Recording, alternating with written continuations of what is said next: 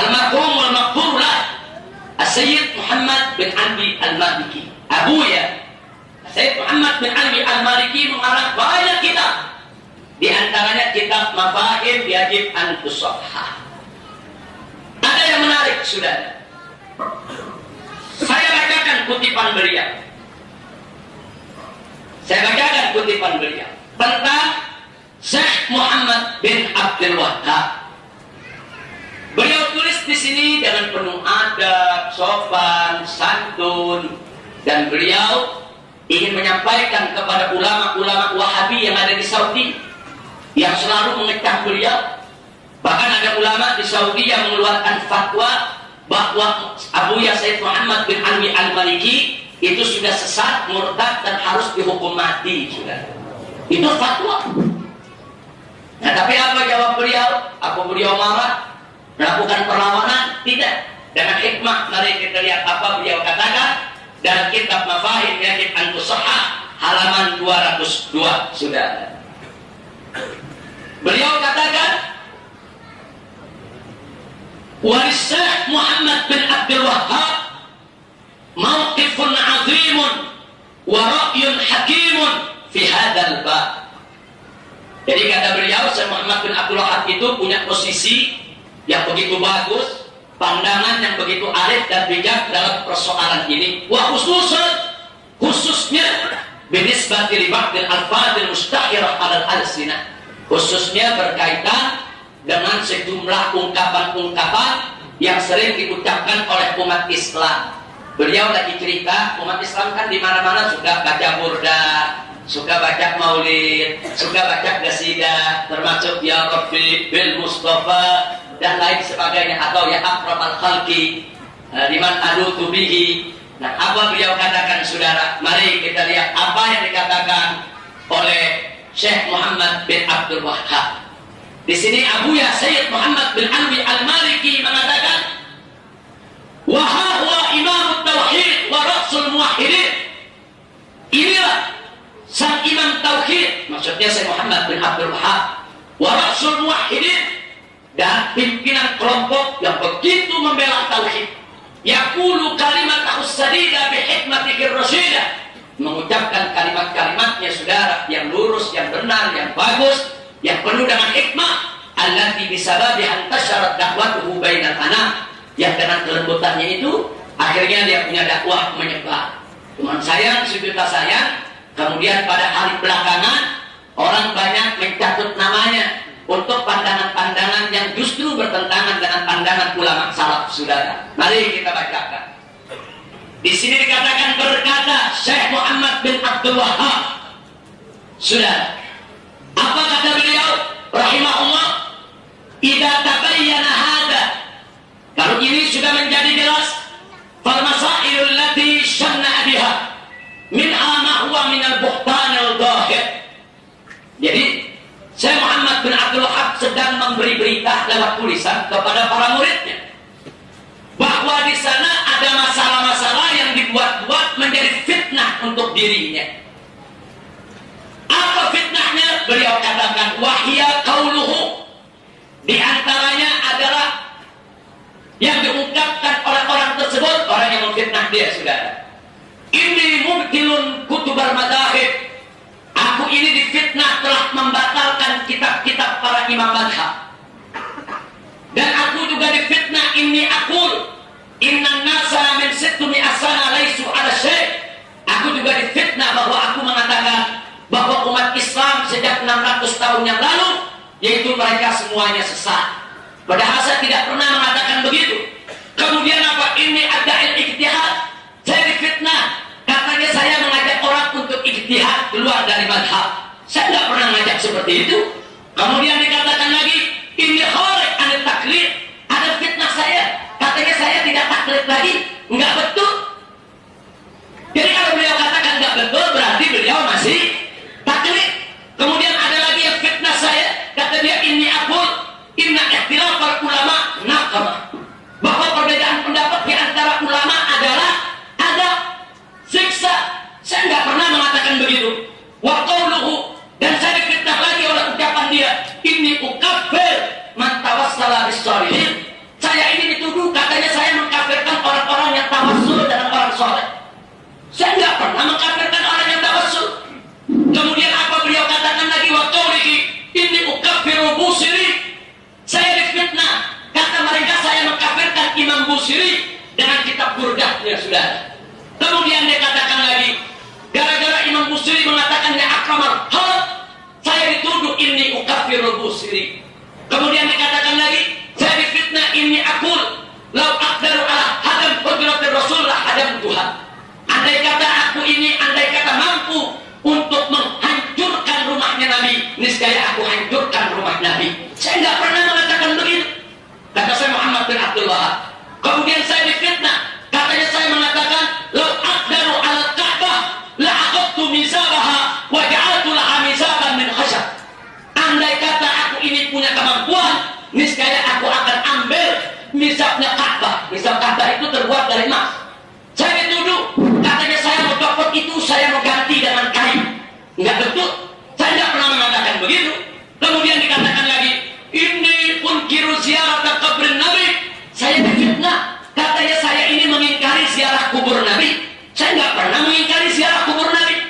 Kemudian ini unkiru ziarah kubur walidain wa khairihima. Dan saya difitnah. Katanya saya ini mengajak orang, melarang orang ziarah ke kubur kedua orang tuanya. Itu semua fitnah. Nggak sampai di situ. Bahkan dia katakan, saya difitnah. Wa inni ukaffiru man yahdith bi ghairillah. Dan saya difitnah. Katanya saya mengkafirkan orang yang bersumpah dengan selain Allah. Karena ada ulama yang bersumpahnya wallah wan nabi, demi Allah, demi Nabi. Nah, ada kelompok-kelompok mengatakan itu kafir. Nah, begitu ditanya siapa yang bilang kafir? Syekh Muhammad bin Abdul Wahab. Enggak betul. Ini ungkapan Syekh Muhammad bin Abdul Wahab, saudara.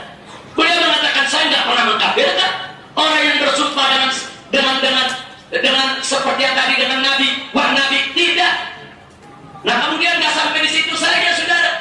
Di sini dikatakan lagi oleh beliau, fahadihi itnata asyara masalah. Inilah 12 masalah yang aku difitnah. Jawabi fiha, jawabku untuk semua fitnah itu hanya satu, yaitu firman Allah yang berbunyi, subhanaka hada buhtanun adzim. Nah, jadi saudara, ini bisa kita dapatkan dalam Al-Risalah Al-Hadiyah Asyar, yaitu risalah yang ke-11 min Rasail Syekh Muhammad bin Abdul Wahab. Jadi silakan Anda cari Rasail Syekh Ibnu Muhammad bin Abdul Wahab yang jilid ke-11. Nah, kemudian saudara, di jilid ke-11 ada di bagian kelima halaman 61.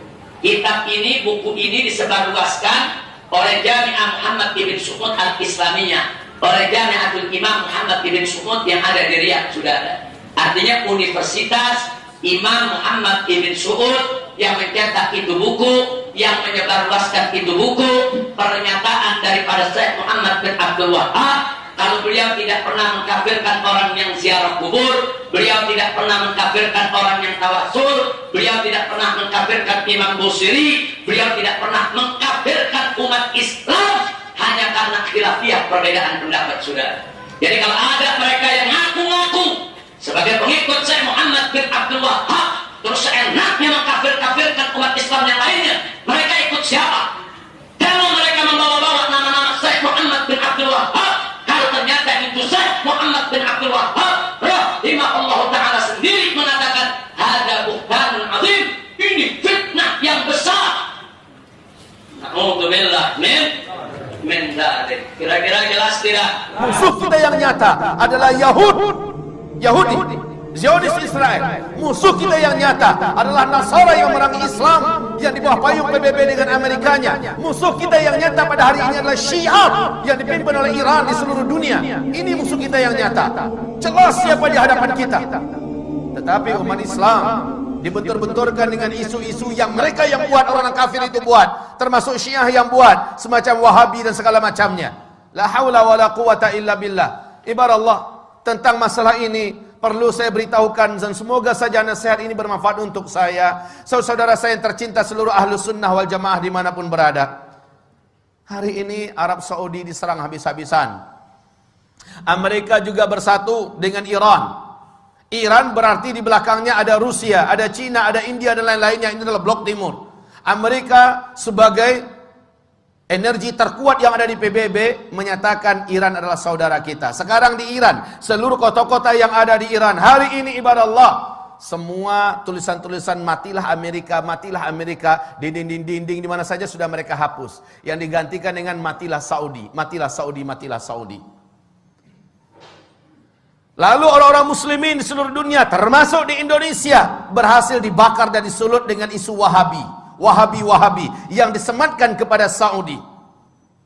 Disematkan kepada imam-imam yang memimpin di Masjidil Haram, di Masjid Nabawi. Disematkan istilah Wahabi ini kepada ulama-ulama yang bersumber dari Saudi. La haula wa la quwata illa billah. Ketahuilah hamba-hamba Allah, ini fitnah. Sebab apa?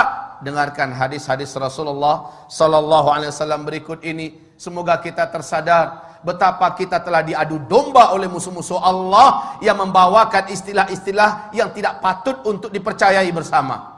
Saya yakin dan berbaik sangka bahwa seluruh yang hadir dalam Jumatan ini di masjid ini insyaallah taala bukan termasuk orang-orang yang mudah disulut dengan paham-paham seperti ini. Tetapi saya berharap melalui media yang ada, media sosial yang ada, dari dunia maya dan segala macamnya, di seluruh Indonesia bahkan menerobos ke seluruh dunia, sampailah hendaknya nasihat ini.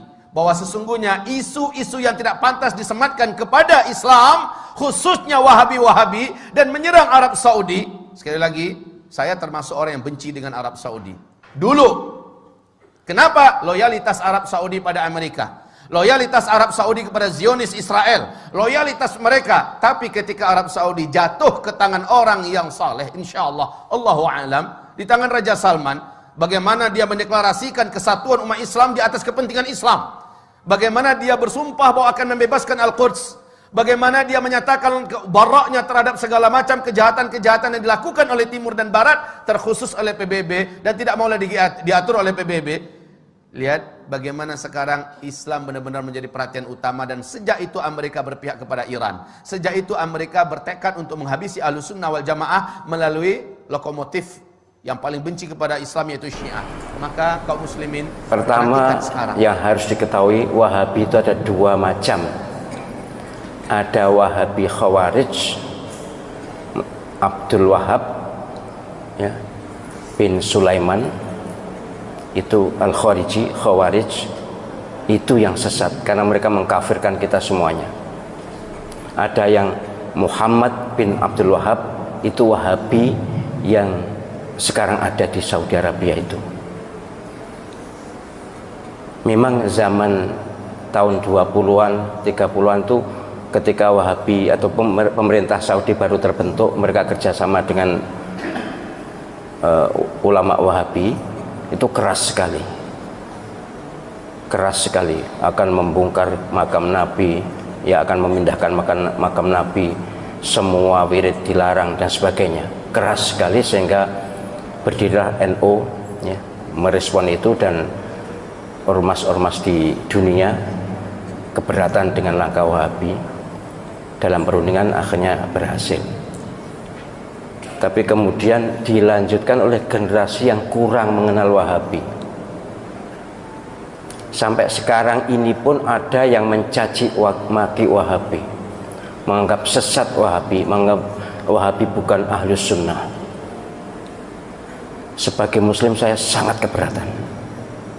Saya bukan Wahabi, jelas bukan Wahabi, tapi tidak rela kalau saudara kita dicaci maki. Saudara kita Wahabi yang ada di Saudi Arabia dan sekitarnya itu adalah Wahabi yang Ahlus Sunnah. Kalau tidak sama dengan kita, tidak usah jauh-jauh. Bukan Wahabi, NU dengan Muhammadiyah pun banyak perbedaan. Tapi kan tidak boleh mencerca, tidak boleh mencela. Wahabi iblis, Wahabi sesat. Panjenengan pernah haji atau tidak? Pernah umroh atau tidak? Mustahil Allah subhanahu wa ta'ala rela Masjidil Haram dan Masjid Nabawi diimami oleh iblis. Imam Masjidil Haram, Imam Masjid Nabawi, salah satu guru Al-Quran saya adalah dari Masjid Nabawi. Itu adalah orang-orang soleh, orang-orang baik. Wahabi mereka pasti Wahabi, mazhab akidahnya, tapi mazhab fikihnya Hambali. Jadi kalau mengatakan sesat, bahkan ada yang Wahabi itu ciptaan Yahudi. Benci ya benci, tapi jangan ekspresif dan jangan keterlaluan. Penjenengan nanti akan malu di depan Allah SWT. Mustahil sekali lagi Masjidil Haram diimami oleh orang yang sesat, mustahil. Mustahil Allah SWT ridho Masjid Nabawi imam masjidnya adalah orang-orang sesat. Saya tuh bahkan karena saya akrab juga dengan Syekh Abdul Rahman As-Sudais, Syekh Soal Surem, akrab saya dengan mereka. Mereka tuh bahkan dalam persepsi saya orang yang paling awal masuk surga di antara orang yang hidup sekarang ini. Bersih lahir batin, bahwa amaliyahnya kita tidak setuju, ya banyak. Kalau tidak setuju banyak.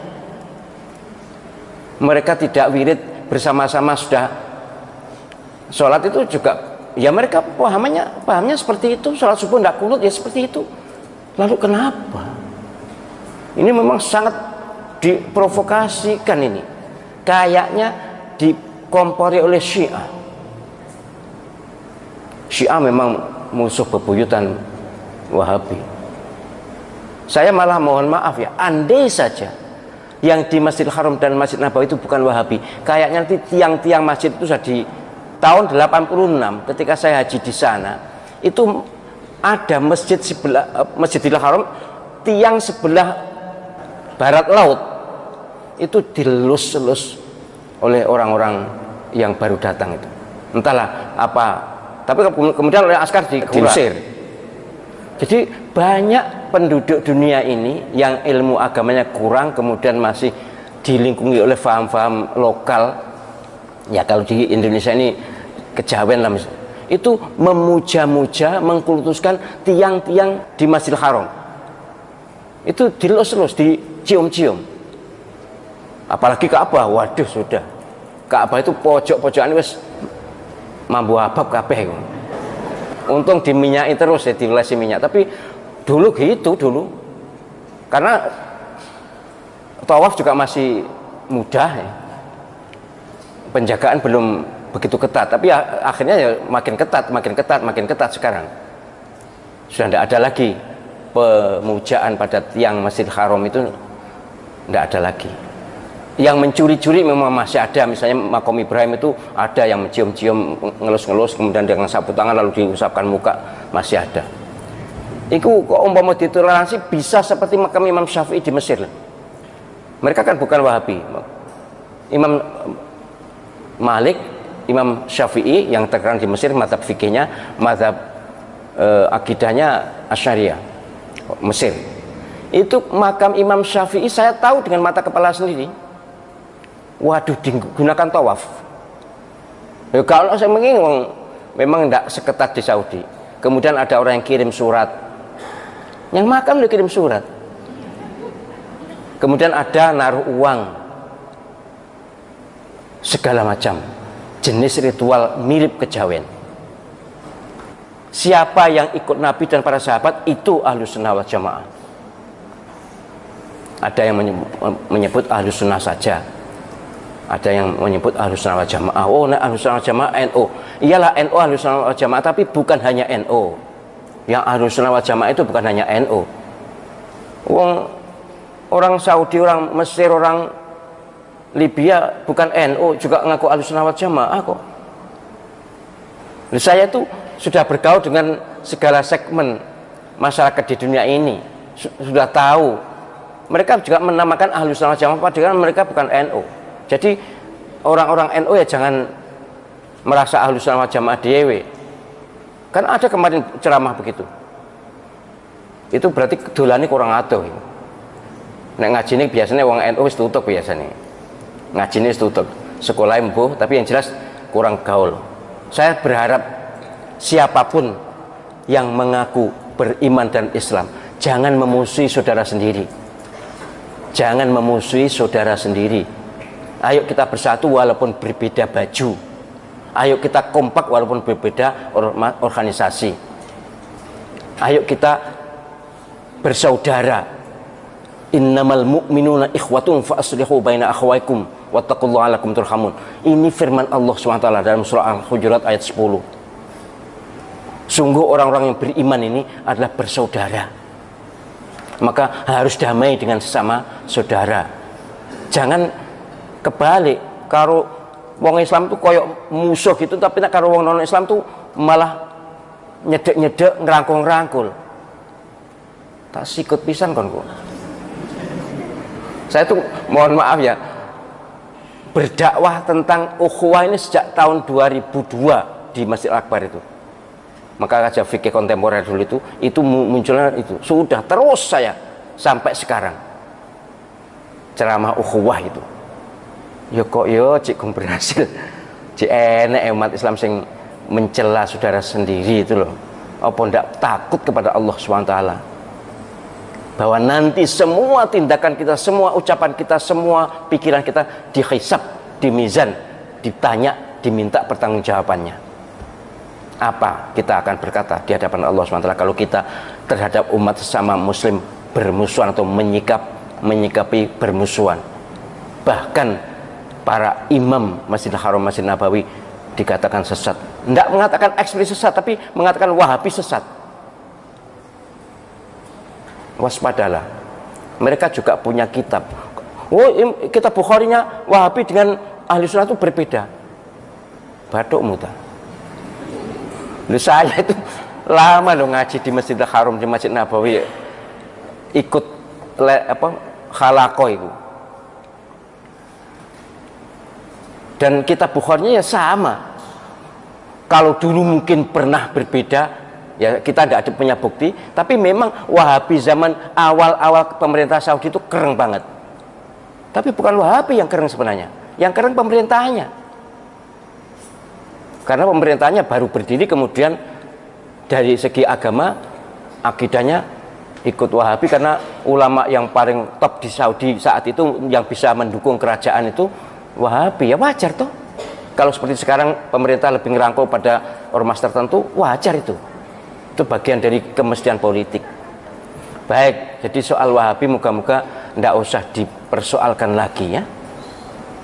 Sekali lagi kita kalau haji, kalau umroh ke Saudi Arabia, di Masjidil Haram, Masjid Nabawi itu imamnya adalah beraliran Wahabi. Kalau kita katakan Wahabi sesat, berarti kita bermakmum pada orang sesat. Waspadalah, itu adalah labelisasi atau stigmatisasi yang sangat berbahaya untuk ukhuwah Islamiyah dan akan diminta pertanggungjawaban. Alhamdulillah mereka adalah orang-orang